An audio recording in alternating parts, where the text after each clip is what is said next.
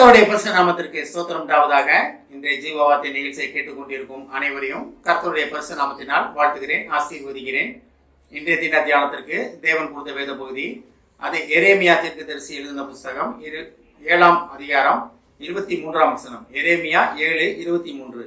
அதில் முன்பகுதி, என் வாக்குக்கு செவி கொடுங்கள், அப்பொழுது நான் உங்கள் தேவனாய் இருப்பேன், நீங்கள் என் ஜனமாய் இருப்பீர்கள். இன்றைய தினம் இதை கேட்டுக்கொண்டிருக்கும் அனைவரையும் தேவன் தம்முடைய ஜனமாக இருப்பதற்காக தேவன் நம்மளை அழைக்கிறார். அதாவது நம்ம தேவ ஜனம், தேவனால் தெரிந்து கொள்ளப்பட்ட ஜனம். இந்த ஜனத்தை எனக்கென்று ஏற்படுத்தினேன், இவர்கள் என் துதியை சொல்லி வருவார்கள். ஏசாயால பார்க்குறோம், 43ஆம் அதிகாரத்தில் பார்க்குறோம். அதே தான் இதுலேயே சொல்றார், நீங்கள் என் ஜனமாய் இருப்பீர்கள். அப்ப நம்மளோட அழைப்பு என்ன? தேவனுடைய ஜனமாய் இருப்பதற்காக. அப்ப தேவனால் படைக்கப்பட்ட நம்மளை எதுக்கு திருப்பி அழைக்கிறார்? என்னோட ஜனமா இருங்க அப்படின்னு எதுக்கு அழைக்கிறார் அப்படின்னா, நம்ம அவரை விட்டு விலகி வந்து விட்டோம், அவரை விட்டு வழி விலகி போய் விட்டோம்.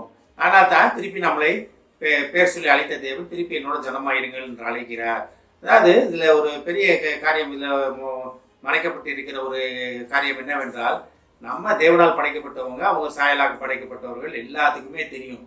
ஆனா வழி விலகி போய்விட்டனால்தான் திருப்பி அவரண்டை கொண்டு வந்து சேர்ப்பதற்காகத்தான் இவ்வளோ காரியங்கள் நடக்கிறது. இவ்வளோ காரியங்கள். இயேசு கிறிஸ்து திருப்பி பூமியில பிறந்தது தான் நமக்காக, அடிபட்டது தான் நமக்காக, ரத்தம் சின்னது இல்லைன்னா திருப்பி அவரண்டை நம்மளை கொண்டு போய் சேர்ப்பதற்காக.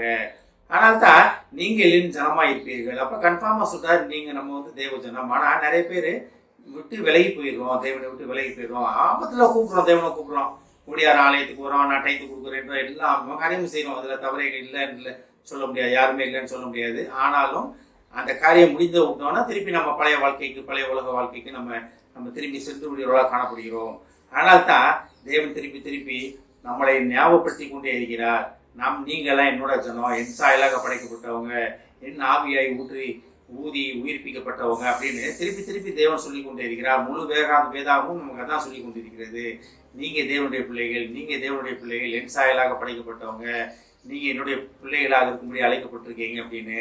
இதுல ஒரு 2 காரியங்களுக்கு முதல்ல சொல்லப்பட்டு இருக்கிறது. என்ன பாருங்க, என் வாக்குக்கு செவி கொடுங்கள். அப்ப தேவனுடைய வாக்கு எதுல இருக்கு? இந்த வேதாகமத்துல இருக்கு. வேதாகமம் முழுக்க படிக்கும் போது நம்ம தேவனோட வாக்குனா என்ன? அவர் வாயிலிருந்து வந்த வர வார்த்தைகள். அவர் வாயிலிருந்து வந்த வார்த்தைகள்னா வேதமாக எழுதப்பட்டிருக்கிறது, வேதமாக எழுதப்பட்டிருக்கிறது. அது நம்ம கையில கொடுக்கப்பட்டிருக்கிறது. ஒவ்வொரு வீட்டிலும் ஒவ்வொருத்தவங்களுக்கும் தனித்தனி வேதாகமம் இருக்கிறது. அது எந்த அளவுக்கு நம்ம தியானிக்கிறோம், எந்த அளவுக்கு படிக்கிறோன்றது கிடையாது, எந்த அளவுக்கு தியானிக்கிறோம் என்பதை நம்ம ஆராய்ந்து அறிந்து கொள்ள வேண்டும். நாமே ஆராய்ந்து அறிந்து கொள்ள வேண்டும். நான் வேதத்தை படிப்பது வேற, வேதத்தை புரிந்து கொண்டு தியானிப்பது வேறு. அதான் என் வாக்குக்கு செவி கொடுங்கள். கர்த்தருடைய சத்தத்திற்கு செவி கொடுப்பவர்களாக காணப்பட வேண்டும். நம்ம செவிகளை உலக சத்தத்தை கேட்டுக்கொண்டிருக்கிறதா, இல்லை தேவனுடைய சத்தத்தை கேட்டுக்கொண்டிருக்கிறதா? வழி இதுவே இதிலே நடவுகள் என்ற சொல்லிய சத்தம் உங்கள் காதுகளிலே கேட்கும் அப்படின்னு ஏசாயால படிக்கிறோம். அப்ப தெய்வ சத்தத்தை நம்ம காதுகள் கேட்கிறதா?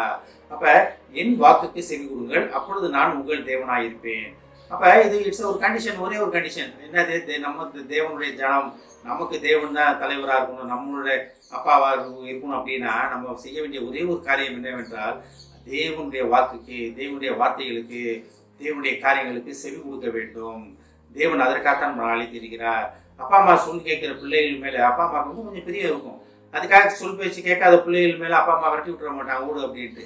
அதுக்கும் ஈக்குவல் ரைட்ஸ் தான் இருக்கும், எல்லாமே இருக்கும். ஆனாலும் சொல் பேச்சு கேட்கிற பிள்ளை மேல ஒரு தனி பிரியம் இருக்கும். அதைத்தான் தேவன் நம்மகிட்ட எதிர்பார்க்கிறார். என் வாக்குக்கு செவி கொடுங்கள், என் பிள்ளைகளே, என் வாக்குக்கு செவி கொடுங்கள். முழு வேதாவும் அதுக்காகத்தானே சொல்லியிருக்கேன். உன்னுடைய அழைப்பே அதானே. நீங்க என்னுடன் சேர்ந்து நடப்பதற்காகத்தானே அழைக்கப்பட்டு இருக்கிறீங்க. நீங்க நான் மேய்ப்பனாகி என் சத்தத்தை கேட்டு நீங்க நடப்பதற்காகவே தானே வந்திருக்கீங்க. என் நாடுகள் என் சத்தத்தை கேட்கிறதுன்னு யோவான படிக்கிறோம். அப்ப நம்ம தேவ ஜனமாக இருக்கிறோமா? தேவ சத்தத்தை கேட்பவர்களா இருக்கிறோமா? ஒருவேளை இதுவரைக்கும் உலகத்தின் சத்தத்தை கேட்டுக்கொண்டு இருந்தோம்னாலும் அதை பத்தி கவலை இல்லை. இன்றைய தினத்துல இருந்து ஒரு முடிவு எடுப்போம்.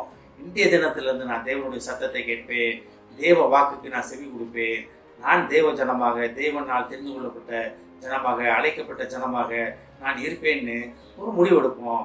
கர்த்தர் நம்மளை ஆசீர்வதித்து நம்மளை அவருடைய சேர்த்துக்கொள்ள வல்லவராக இருக்கிறார். ஆமென். ஜெபிப்போம். எங்களை அதிகமான நேசிக்கும் அன்பின் பரலோக பிதாவே, கர்த்தாவே, இந்த வேலைக்காக நன்றி ஆண்டவரே.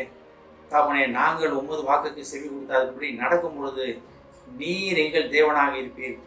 என்றும் நாங்கள் உமது ஜனமாக இருப்போம் என்பதை மீறி மறுபடியும் சொல்வதற்காக நன்றி ஆண்டவரே.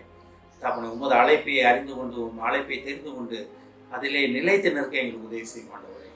ஏஸ்தாபனை கேட்டுக்கொண்டு ஒவ்வொருவரையும் ஆசீர்வதிக்கிறோம் அப்பா. ஒவ்வொரு குடும்பத்தையும் ஆசீர்வதிக்கிறோம் ஆண்டவரே. ஏஸ்தாபனை குடும்பத்தில் உள்ள ஒவ்வொருவரும் உமது சத்தத்தை கேட்டு அதன்படி நடந்து உமது விருப்பத்தை தெரிந்து கொண்டு உமது அழைப்பை தெரிந்து கொண்டு அதன்படி நடந்து தகப்பனே உமது ஜனமாக உமது பிள்ளைகளாக அவர்கள் மாற உதவி செய்ய மாட்டவரே. ஆசீர்வதிக்கிறோம் அப்பா. இயேசுவின் மூலமாக கேட்கிறேன் நல்ல பிதாவே, ஆமென். கர்த்தர் உங்களை ஆசீர்வதிப்பாராக.